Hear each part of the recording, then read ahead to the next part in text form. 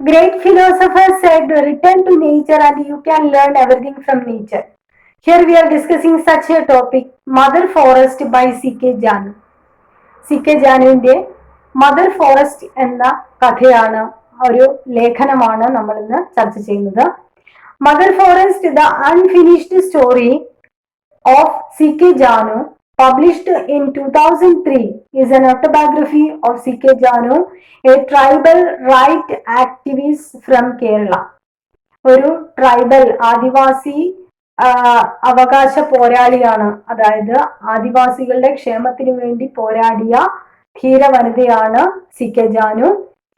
ഈ പുസ്തകം അവരുടെ ഓട്ടോബയോഗ്രഫിയാണ്. പുസ്തകത്തിന്റെ പേര് mother forest the unfinished story of C.K. Janu. And it was published in 2003. 2003 ഈ പുസ്തകം പബ്ലിഷ് ചെയ്യുന്നത്. And the author narrates the essence of the tribal culture and its interdependence with the environment.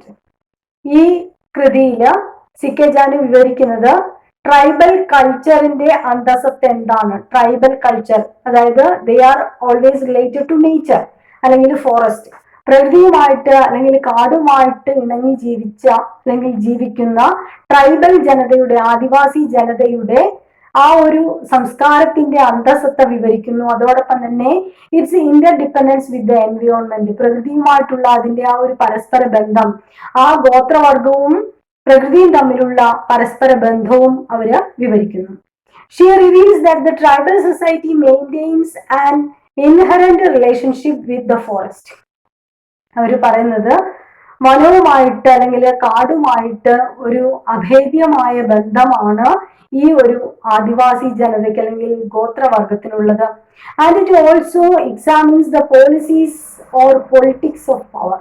ഈ കൃതിയിൽ അതോടൊപ്പം തന്നെ ആ ഒരു അധികാരത്തിന്റെ തന്ത്രങ്ങളും അതേപോലെ തന്നെ അധികാര കേന്ദ്രീകൃതമായിട്ടുള്ള ആശയങ്ങളൊക്കെ ഇതിനകത്ത് വിവരിക്കുന്നുണ്ട്. And the insensitivity of the system towards tribal culture and tribal land rights is also criticized here. ഇവിടെ ട്രൈബൽ കൾച്ചറിനോട്, ആദിവാസി കൾച്ചറിനോടും അതോടൊപ്പം തന്നെ ട്രൈബൽ ലാൻഡ് റൈറ്റ്സ്, അവരുടെ ഭൂമിയുടെ അവകാശം, അതിനെക്കുറിച്ചൊക്കെയുള്ള വിമർശനങ്ങൾ നമുക്ക് ഈ കൃതിയിൽ കാണാം. And it is the story of the tribal people in the Muthanga forest of Wayanad. യഥാർത്ഥത്തിൽ വയനാടിലെ മുത്തങ്ങ വനത്തിലുള്ള ജനങ്ങളുടെ ആ ഒരു ജീവിതമാണ് ഈ ഒരു വർക്കിലൂടെ C.K. Janu വിവരിക്കുന്നത്. നമുക്കറിയാം ഈ ഒരു ട്രൈബൽ കൾച്ചർ, അതായത് ഗവൺമെന്റ് പോളിസീസ് ഒക്കെ ഈ ആദിവാസികൾ അല്ലെങ്കിൽ ഗോത്രവർഗത്തെ ഉദ്ധരിക്കാൻ അല്ലെങ്കിൽ അവരുടെ ക്ഷേമത്തിന് വേണ്ടി എന്ന രീതിയിൽ കുറെ പോളിസികളൊക്കെ കൊണ്ടുവന്നിട്ടുണ്ട്. പക്ഷേ through these policies these people are kept away from their indigenous culture. അങ്ങനെ ഒരു സംസ്കാരത്തിന്റെ ഭാഗമായിട്ട് അവർക്ക് ഐഡന്റിറ്റി നഷ്ടപ്പെടുന്ന അവസ്ഥയാണ് ഉണ്ടാകുന്നത്. അതായത് ഫോറസ്റ്റുമായിട്ട് ഇണങ്ങി ജീവിച്ച് അവരുടേതായ ഒരു സംസ്കാരം ഉണ്ടായിരുന്ന ജനതയ്ക്ക് അവരുടെ ആ ഒരു എന്താണ് മോഡേൺ ജനത പറയുന്നത് ദേ ആർ നോട്ട് കൾച്ചേർഡ് എന്നാണ്. അവരെ കൾച്ചേർഡ് ആക്കി മാറ്റാൻ വേണ്ടിയിട്ട് എഡ്യൂക്കേഷനും മറ്റു കാര്യങ്ങളും ഒക്കെ കൊടുക്കുന്ന സമയത്ത് they are kept away from their indigenous culture. അവരുടേതായ സംസ്കാരത്തിൽ നിന്നും അവർ മാറ്റപ്പെടുകയാണ് ചെയ്യുന്നത്. അവരുടെ അഭിപ്രായത്തിൽ അതെന്ന് പറയുന്നത് ഇറ്റ് ഈസ് ഇൻടോളറബിൾ, അവർക്ക് സഹിക്കാൻ പറ്റുന്നതിനപ്പുറമാണ്. കാരണം അവർ അവരുടേതായ ശൈലിയിൽ ജീവിച്ചു വരുന്ന സമയത്ത് അവർക്ക് അഡാപ്റ്റ് ചെയ്യാൻ പറ്റാത്ത ഒന്നായി മാറുന്നു ഇങ്ങനെയുള്ള ഒരു ജീവിതം. Then it is the story of the struggle of Adiya tribal or Adivasi people living in the Wayanad district of Kerala. നമ്മൾ പറഞ്ഞു ഈ കഥയില് അടിയ വർഗം അല്ലെങ്കിൽ ട്രൈബൽ പീപ്പിൾ, ആദിവാസി ജനത, അവരുടെ ജീവിതവും അവരുടെ കഷ്ടപ്പാടുകളും ഒക്കെയാണ് C.K. Janu ഈ ഒരു കൃതിയിൽ വിവരിക്കുന്നത്. Their identity and livelihood are threatened as they are dispossessed from their ancient inhabitant in the forest. നമ്മൾ നേരത്തെ പറഞ്ഞു സിവിലൈസേഷൻ എന്നല്ലെങ്കിൽ ടു ഗിവ് ദം എഡ്യൂക്കേഷൻ അല്ലെങ്കിൽ ടു ഗിവ് ദം കൾച്ചർ എന്ന ആ ഒരു പേരിൽ they are kept away from the ഫോറസ്റ്റിൽ നിന്ന് അവരെ അകറ്റി നിർത്തുന്ന സമയത്ത് their culture and identity are in crisis. അവരുടെ ഐഡന്റിറ്റിയും അവരുടെ വ്യക്തിത്വവും അതോടൊപ്പം തന്നെ സംസ്കാരവും ഒരു ഭീഷണിയുടെ അവസ്ഥയിലാണ് എത്തിച്ചേരുന്നത്. CK Janu is a member of the Adia tribe who inspired the people of India through her speech and actions. ഇന്ത്യയിലെ ജനതയെ വാക്കുകളിലൂടെയും സ്പീച്ചുകളിലൂടെയും പ്രവർത്തനങ്ങളിലൂടെയും ഒക്കെ ആകർഷിച്ച, പ്രേരിപ്പിച്ച, പ്രചോദനമായ ഒരു ആദിവാസി വനിതയാണ്, അടിയ വർഗത്തിൽ ഉൾപ്പെട്ട ആദിവാസി വനിതയാണ് CK Janu. And she divides the narrative in two parts. ഈ അൺഫിനിഷ്ഡ് സ്റ്റോറി എന്ന ഈ ഒരു വർക്ക് അവർ രണ്ടായിട്ട് ഡിവൈഡ് ചെയ്യുന്നു. And the first part describes how the മാതുങ്ക, the Adivasis of Wayanad were territorially marginalized by the migrants from the Travancore. തിരുവിതാംകൂറിലെ migrants, അതായത് കുടിയേറ്റക്കാര് വന്നതോടുകൂടി മാതുക എന്ന വയനാട്ടിലെ ആദിവാസി ട്രൈബിന് സംഭവിച്ച മാറ്റങ്ങൾ, അവര് എപ്രകാരമാണോ അവരുടെ ഭൂമിയിൽ നിന്ന് മാറ്റപ്പെട്ടത്, അതാണ് ഫസ്റ്റ് പാർട്ടില് വിവരിക്കുന്നത്. And they lived in harmony with nature and their forest. ഈ ജനത, വയനാട്ടിലെ ആദിവാസി ജനത ആ ഫോറസ്റ്റുമായിട്ട്, വനവുമായിട്ട് അഭേദ്യമായ ബന്ധത്തിൽ ജീവിച്ചത്. They are inseparable. ഒരിക്കലും നമുക്ക് വേർതിരിക്കാൻ പറ്റാത്ത ഒരു അവസ്ഥയിലുള്ള ആ ബന്ധമായിരുന്നു ഈ ആദിവാസി ജനതയും ഫോറസ്റ്റും തമ്മിൽ. And they lived in harmony with nature and their forest. CK Janu reveals that the Adivasis never knew hunger as they cultivated and collected things from nature. CK Janu പറയുന്നു, ഈ ജനതയ്ക്ക് വിശപ്പ് എന്താണെന്ന് അറിയില്ലായിരുന്നു. കാരണം ഒരുപാട് വനവിഭവങ്ങൾ അവർക്ക് ഭക്ഷിക്കാനുണ്ടായിരുന്നു. അതോടൊപ്പം തന്നെ ദേ ഓൾസോ കൾട്ടിവേറ്റഡ് ക്രോപ്സ്. കൃഷി അവർ നടത്തിയിരുന്നു. അതോടൊപ്പം തന്നെ വനത്തിൽ നിന്നും ധാരാളം പഴങ്ങളും അങ്ങനെയുള്ള ട്യൂബേഴ്സും ഒക്കെ അവർക്ക് കിട്ടിയിരുന്നു. അതുകൊണ്ട് തന്നെ വിശപ്പ് എന്താണെന്ന് ആ ജനത അറിഞ്ഞിരുന്നില്ല. And the migrants take away their land. അങ്ങനെയുള്ള സന്ദർഭത്തിലാണ് കുടിയേറ്റക്കാർ അവരുടെ ഭൂമി കയ്യേറുന്നത്. ലൈക്ക് ദി കോൺകോസ് ഓഫ് നാഗാലാൻഡ് ആൻഡ് ദ മരിയ പോൺസ്, the Adivasis also have their own design of development instead of stamped ownership. ഈ ആദിവാസി ജനതയ്ക്ക് നാഗാലാൻഡിലെ ഗോത്രവർഗത്തെ പോലെ തന്നെ അവരുടേതായിട്ടുള്ള ഒരു ഡിസൈൻ ഉണ്ടായിരുന്നു. എങ്ങനെ ഈ ഭൂമി അവരുടെ വിശപ്പടക്കാൻ അല്ലെങ്കിൽ വിശപ്പകറ്റാൻ വേണ്ടിയിട്ട് ഉപയോഗിക്കാം. ആ ഭൂമിയിൽ കൃഷി ചെയ്ത് അതിനെ സ്വന്തം എന്ന നിലയിൽ ഒരു സ്റ്റാമ്പ്ഡ് ഓണർഷിപ്പ് അല്ല അവർ ഉദ്ദേശിക്കുന്നത്. അതായത് പട്ടയം കിട്ടിയിട്ട് ഇതെന്റെ ഭൂമി എന്നതിനേക്കാൾ ഉപരി ആ ഒരു ഭൂമിയോടുള്ള ഇഷ്ടം, ആ ഒരു താല്പര്യം, അതാണ് അവർക്കുണ്ടായിരുന്നത്.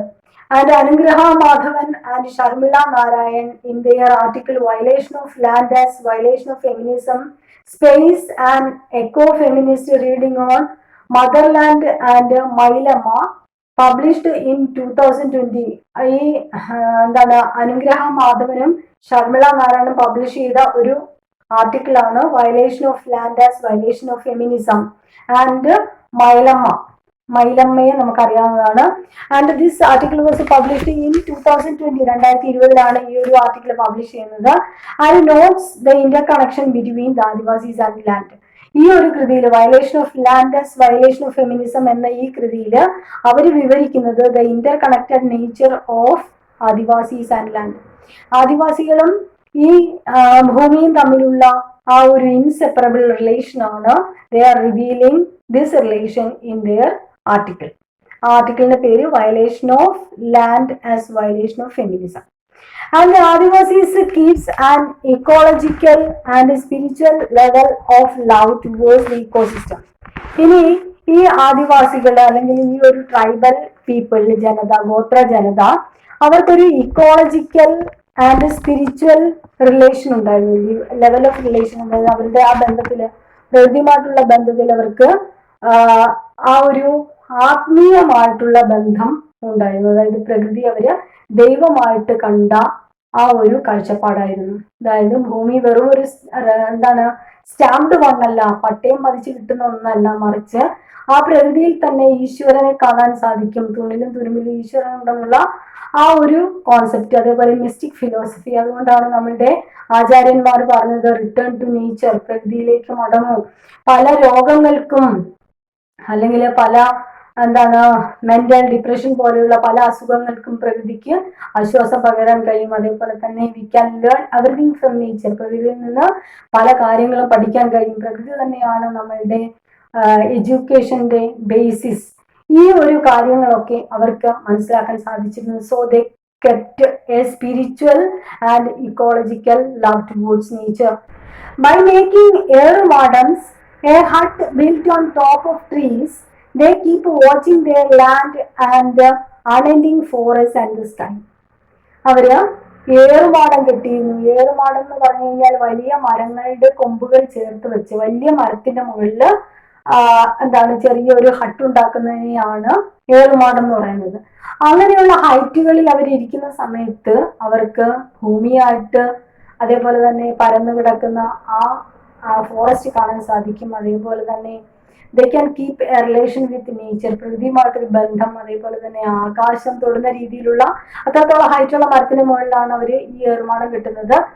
വന്യജീവികളിൽ നിന്നുള്ള ആക്രമണം ഉണ്ടാവില്ല. അതോടൊപ്പം തന്നെ അവർക്ക് ആ പ്രകൃതിയെ ആസ്വദിക്കാൻ കഴിയും. പ്രകൃതിയിലെ ആ ഒരു ഊഷ്മളതയും അതോടൊപ്പം തന്നെ ആ ഒരു സ്നേഹവും ആ കാലാവസ്ഥാ വ്യതിയാനങ്ങളും ഒക്കെ സഹിച്ച് അല്ലെങ്കിൽ പ്രകൃതിയുമായിട്ട് ഇണങ്ങി ജീവിച്ച ആ ജനത. And they can watch their lands and unending forest and sky.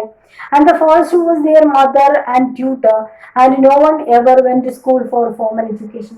അവരെ സംബന്ധിച്ചിടത്തോളം പ്രകൃതി അവരുടെ അമ്മയാണ്. അതോടൊപ്പം തന്നെ ഇറ്റ് ഈസ് ദ ട്യൂട്ടർ, അവരുടെ അധ്യാപികയാണ് പ്രകൃതി. പ്രകൃതിയിൽ നിന്നെല്ലാം പഠിക്കും. And no one ever went to school for formal education. Formal education, പ്രാഥമിക വിദ്യാഭ്യാസത്തിനായിട്ട് പണ്ട് കാലത്ത് ആരും തന്നെ സ്കൂളിലേക്ക് പോകുന്നില്ല. കാരണം പ്രകൃതി തന്നെ എല്ലാം അവർക്ക് പഠിപ്പിച്ചു കൊടുത്തിരുന്നു. അതായത് പ്രകൃതിയിലെ ഓരോ പ്രതിഭാസങ്ങളും അവർക്ക് ഓരോ പാഠമായിരുന്നു. And indigenous knowledge system was oral and cultural and was passed down to each generation. അവരെ സംബന്ധിച്ചിടത്തോളം അവരുടെ ആ അറിവ് ഇറ്റ് ഈസ് ഓറൽ, എന്താണ് വായ്മൊഴിയായിട്ട് പറഞ്ഞു കൊടുത്ത, അതായത് മൂപ്പന്മാരിൽ നിന്നും മറ്റാളുകളിലേക്ക് പറഞ്ഞു കൊടുത്ത വിദ്യാഭ്യാസമായിരുന്നു. And it is passed down to each generation. ഓരോ തലമുറയ്ക്കും അവർ ആ വിദ്യാഭ്യാസം കൈമാറുമായിരുന്നു. അതായത് ഇവർ സ്കൂളിൽ പോകില്ല, പക്ഷേ അറിവുകൾ സമ്പാദിക്കുന്നു. ആ പ്രകൃതിയിലെ അറിവുകൾ, ഓരോ ഒറ്റമൂലികളൊക്കെ നമുക്കറിയാം.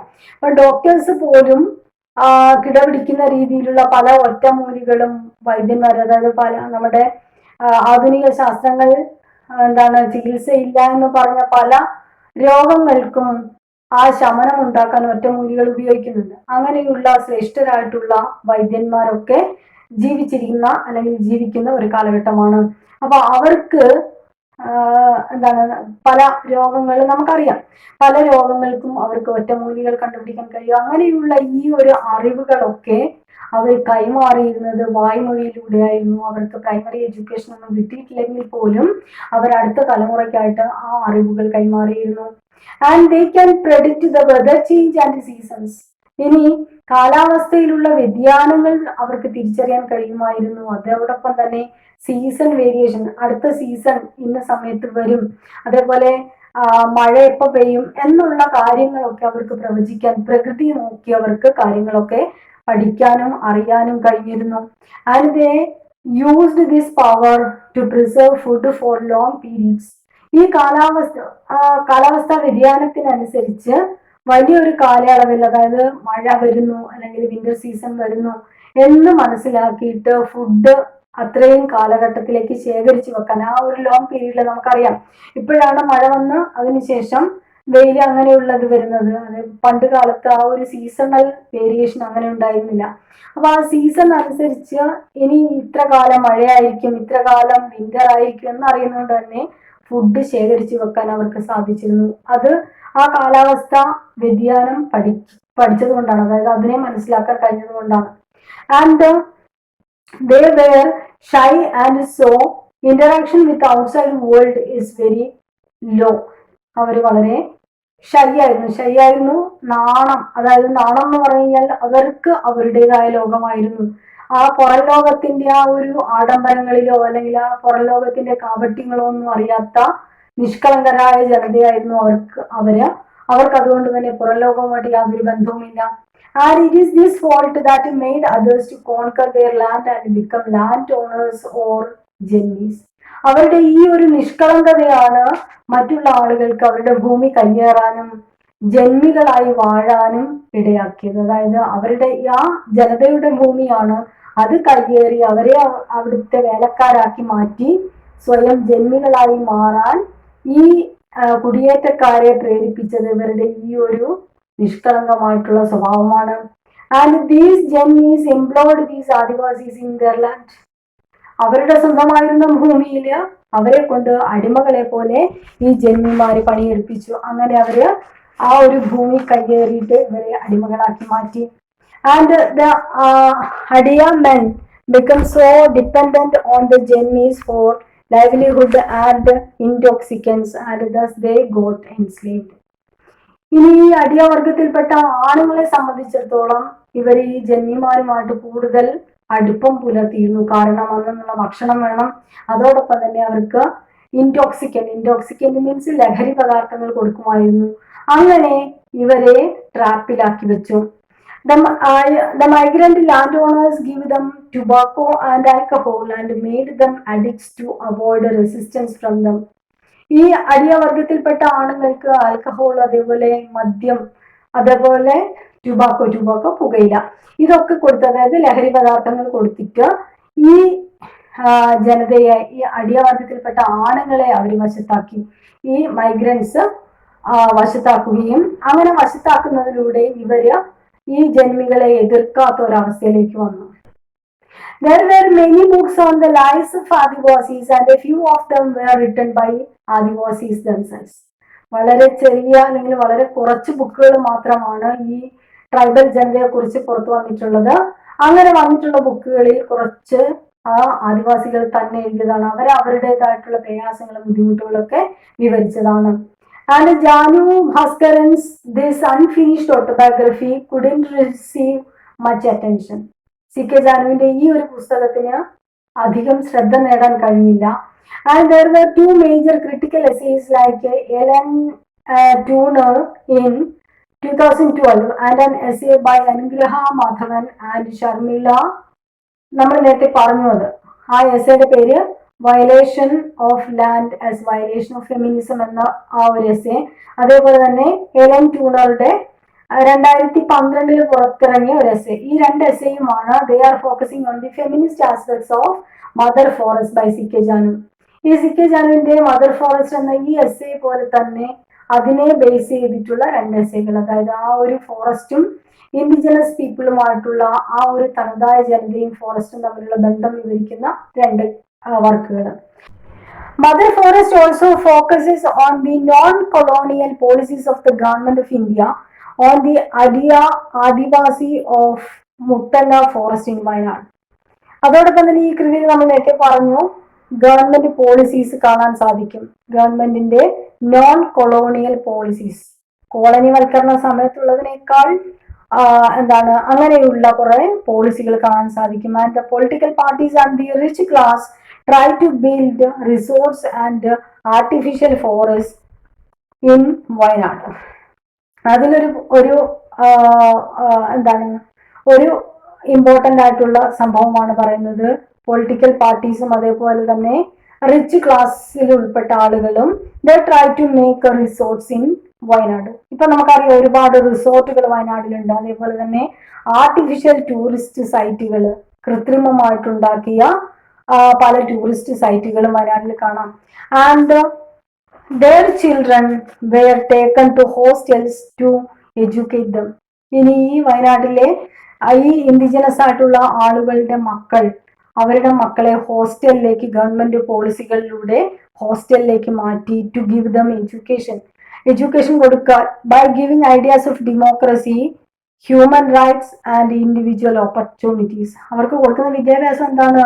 To give them ideas of democracy, ജനാധിപത്യം എന്താണ്? It is the government of the people, by the people and for the people. എല്ലാവരും തുല്യരാണ്. അങ്ങനെയൊക്കെ പറയുന്ന ഈ ഒരു വനപ്രദേശത്ത് നിന്നും ഈ ഇൻഡിജിനസ് ആയിട്ടുള്ള ആളുകൾ ഒഴിവാക്കപ്പെടുന്ന അല്ലെങ്കിൽ അവരെ അവിടുന്ന് മാറ്റുന്ന അവസ്ഥ, അവിടെ അങ്ങനെ ഒരു അവസ്ഥ ഉള്ളപ്പോൾ തന്നെ അവരുടെ മക്കളെ പഠിപ്പിച്ചു കൊടുക്കുന്നത് ഡെമോക്രസി എന്താണെന്നാണ്. അതേപോലെ തന്നെ ഹ്യൂമൻ റൈറ്റ്സ്, മനുഷ്യന്റെ അവകാശങ്ങൾ.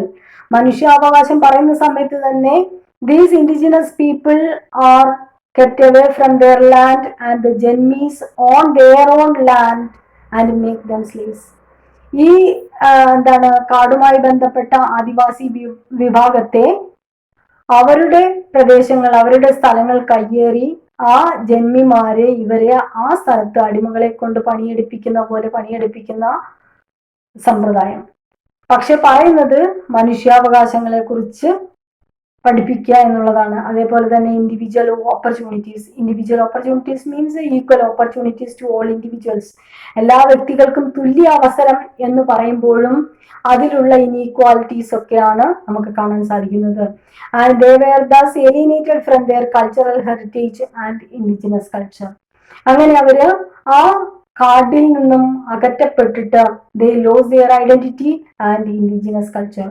അവർക്ക് അവരുടെ തനതായ വ്യക്തിത്വം നഷ്ടപ്പെടുന്നു. അതോടൊപ്പം തന്നെ അവരുടെ ആ ഒരു തനതായ സംസ്കാരവും പാരമ്പര്യവും ഒക്കെ നഷ്ടപ്പെടുന്ന അവസ്ഥ നമുക്ക് കാണാൻ സാധിക്കും. ഈ പുസ്തകം മദർ ഫോറസ്റ്റ് എന്നുള്ള ഈ പുസ്തകത്തിന്റെ ടൈറ്റിൽ സിഗ്നിഫിക്കൻസ് ചോദിക്കാം. അതായത് മദർ ഫോറസ്റ്റ് എന്നത് the forest is just like A mother and tutor and it can teach anything and everything. ജനങ്ങൾക്ക് ഒരമ്മയെ പോലെ അല്ലെങ്കിൽ ഒരു അധ്യാപികയെ പോലെ എല്ലാം പഠിപ്പിക്കാൻ പ്രകൃതിക്ക് കഴിയുമെന്നുള്ള ആ ഒരു ആശയമാണ് ആ ടൈറ്റിലുള്ളത്. പിന്നീട് explain C K. Janu as an എൻവയോൺമെന്റൽ ആക്ടിവിസ്റ്റ് എന്ന് ചോദിക്കാം. ഇതിനകത്ത് ചോദിക്കാവുന്ന കാര്യങ്ങൾ അതൊക്കെയാണ്. പിന്നീട് how the indigenous people are kept away from their land. അവരുടെ ഭൂമിയിൽ നിന്ന് തനതായ സംസ്കാരമുള്ള അവിടുത്തെ ഗോത്രവർഗം എങ്ങനെയാണ് അകറ്റപ്പെട്ടത്, അതിനുള്ള കാരണങ്ങൾ എന്തൊക്കെയാണ് എന്നൊക്കെ ചോദിക്കാം. These are the main points. Hope you enjoyed it. Thank you.